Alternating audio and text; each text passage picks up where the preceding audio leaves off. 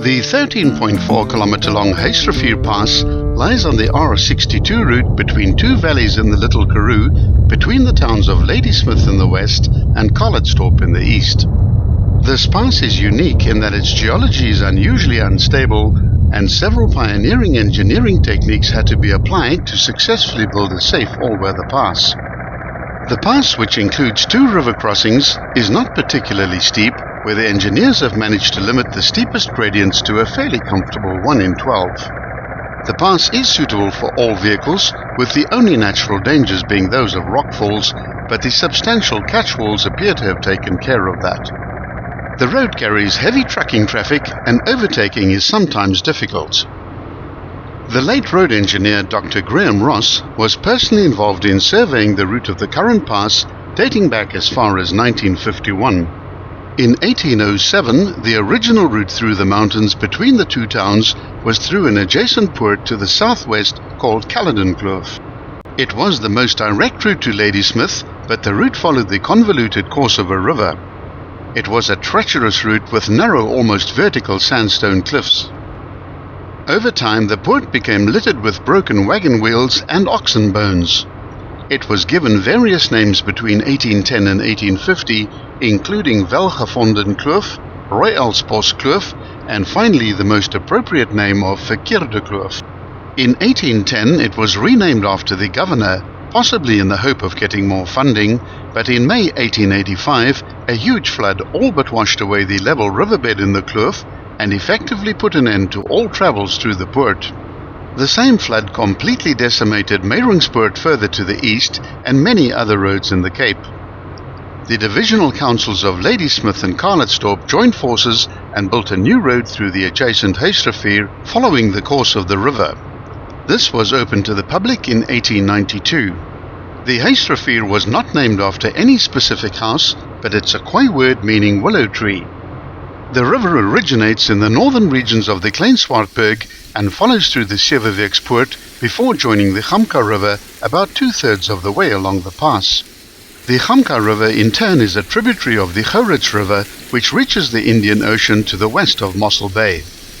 It took Graham Ross and his team almost 10 years to finalize the routing through the mountains, and there was a lot of blasting and bulldozing necessary. The specific rock type and the mountain composition is easily disturbed and subject to frequent rockfalls, resulting in any cuttings invariably ending up with rocks in the road after the next rains.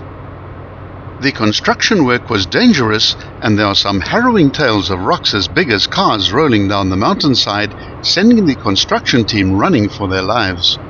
So extensive was the rebuilding of the new road that an entire bypass had to be built, allowing the flow of traffic to continue. This bypass can still be clearly seen on the flyover simulation at the beginning of this video clip. Drilling rigs had to be mounted on trailers and lowered down the slopes by cables with winches. The construction team soon discovered a new way to stabilize a rock face.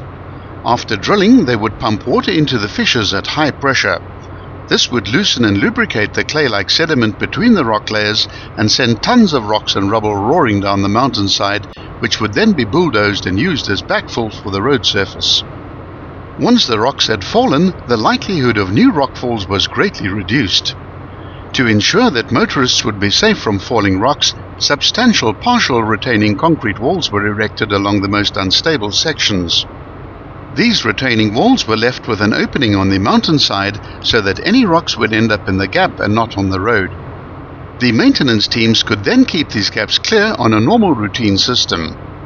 The walls have certainly stood the test of time, and when one drives over the pass, one gets the feeling that it has just been opened. The cuttings through some of the noses and toes, as they are referred to, are up to 60 foot in depth. This was truly an outstanding piece of engineering roadwork.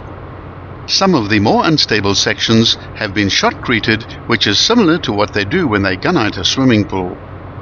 Cross-linked heavy-duty steel nets suspended from the top of some of the cuttings have further reduced the risk of rockfalls.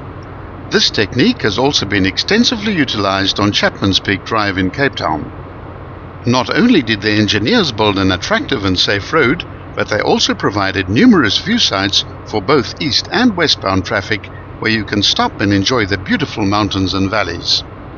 Be sure to watch part 2, which deals with the final 5 kilometers of this pass.